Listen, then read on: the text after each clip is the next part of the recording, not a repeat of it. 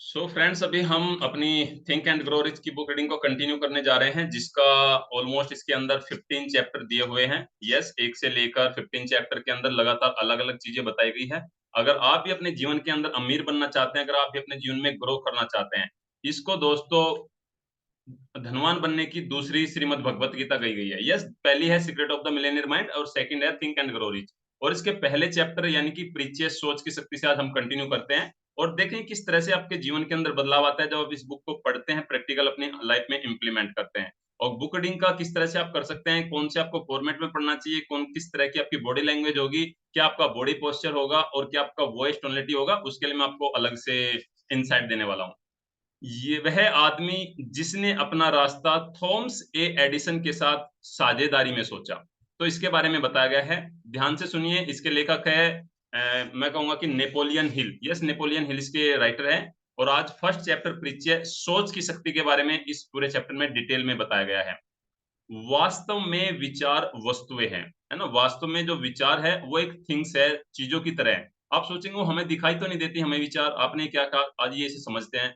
और तब शक्तिशाली विचार जब संपत्ति या अन्य भौतिक वस्तुओं में उनका रूपांतरण करने के लिए उद्देश्य, हठ और तीव्र इच्छा की निश्चितता के साथ मिलाया जाता है। वाह दोस्तों, इन तीन वर्ड ने दोस्तों आपके विचार की परिभाषा बदल दी। अभी विचार वस्तु बन चुका है।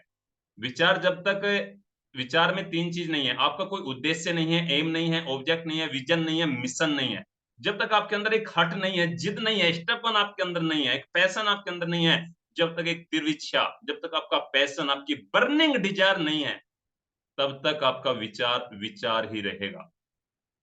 एक एम, एक विजन, एक मिशन आपके जीवन के अंदर होना चाहिए बड़ा, जो मैं हमेशा बताता हूँ, जो ऑलमोस्ट 5 से 10 साल, 15 साल, 20 साल का हो सकता है।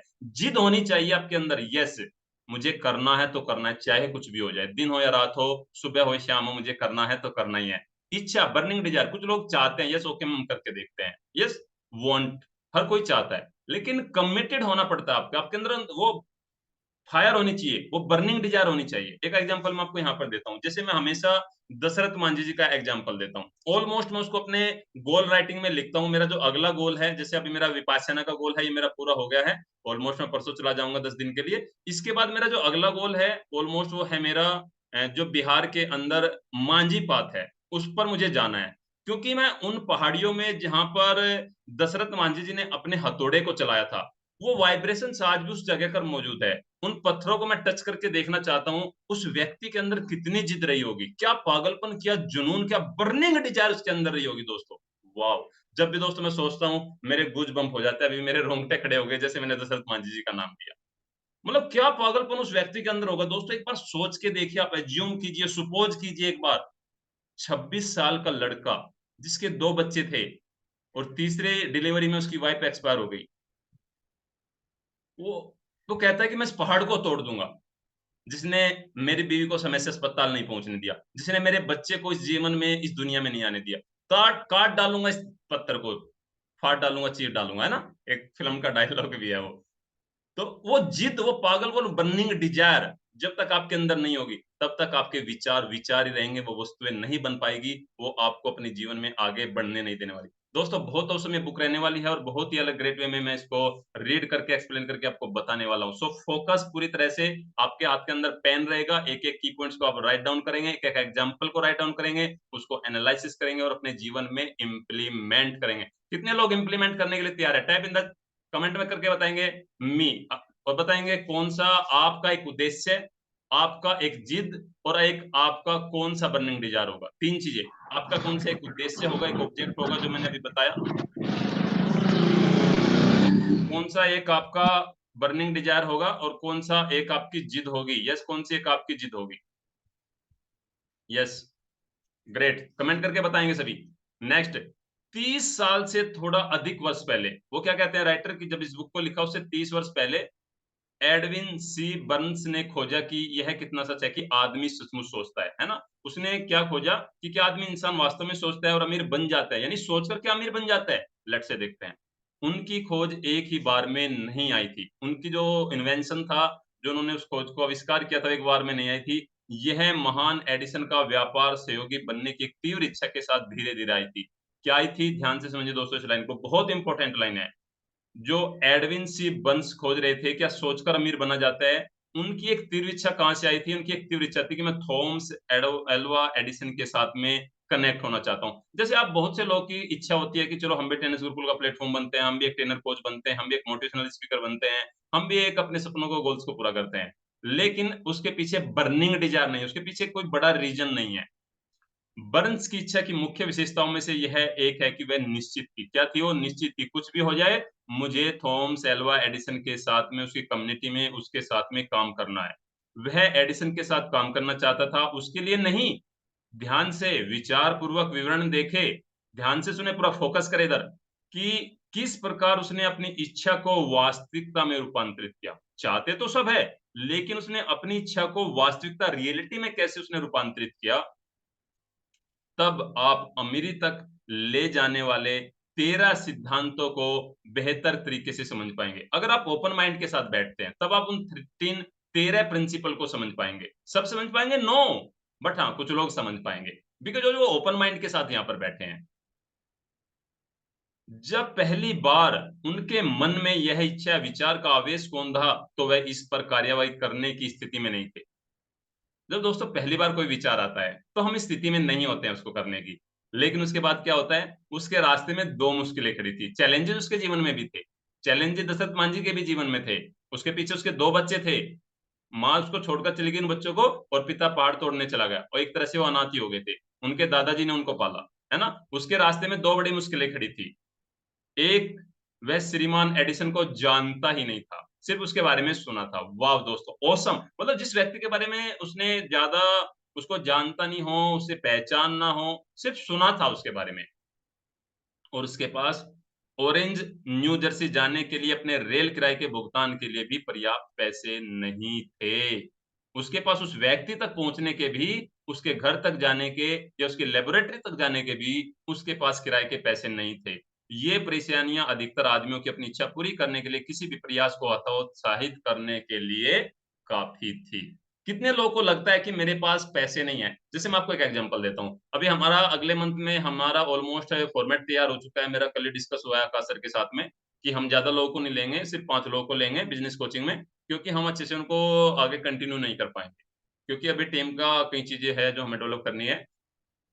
अभी आप में से सब लोग नहीं जा पाएँगे। अभी तो कह लिए ट्रेन द ट्रेनर का बैच नहीं है, मैं आपको एग्ज़ाम्पल दे रहा हूँ। आपके सामने चैलेंज होगा, मेरे पास टाइम नहीं है, मेरे पास पैसे नहीं है।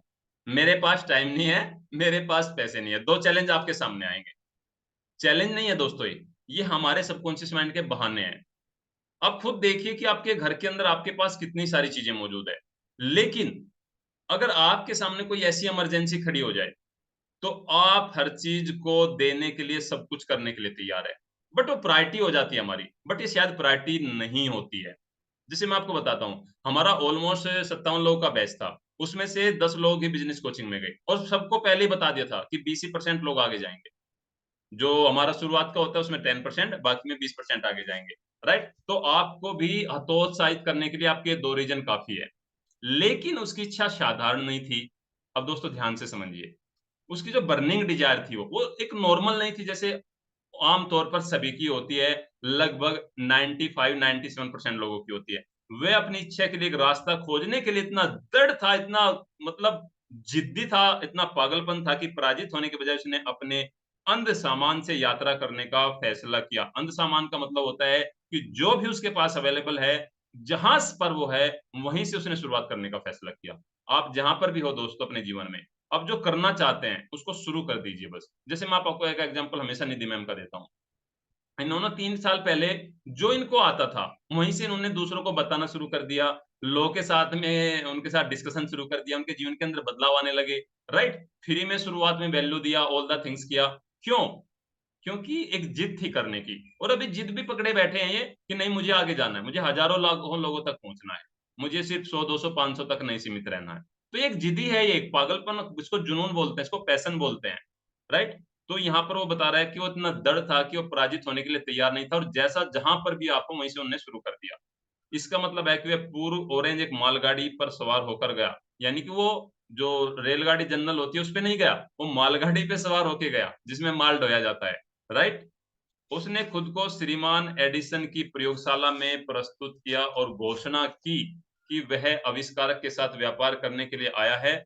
बर्न्स और एडिसन के बीच पहली बैठक की बातचीत के बारे में सालों बाद श्रीमान एडिसन ने कहा, वह वहां मेरे सामने खड़ा था, एक साधारण आवारा की तरह, लेकिन उसके चेहरे पर अभिव्यक्ति में कुछ था, यानी उसका चेहरा कुछ बोल रहा था। उसका जो वेशभूषा, होलिया था, तो वो कुछ एक आवारा-सा पागल से जैसा था। लेकिन जो उसके चेहरे के एक्सप्रेशन थे, उसकी आँखों की जो चमक थी, वो कुछ बोल रही थी, उसका चेहरा कुछ बोल रहा था वहाँ पर।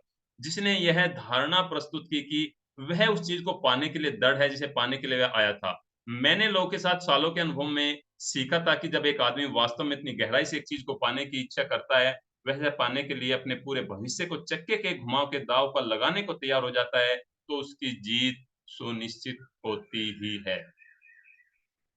जब आप अपना सब कुछ दाँव पर लगा देते हैं, जब आपके सामने फेल होने के ऑप्शन ही नहीं बचते, फिर से बोल रहा हूँ, जब आप अपना सब कुछ दाँव पर लगा देते हैं, जब आपके सामने फेल होने के ऑप्शन ही नहीं बचते हैं।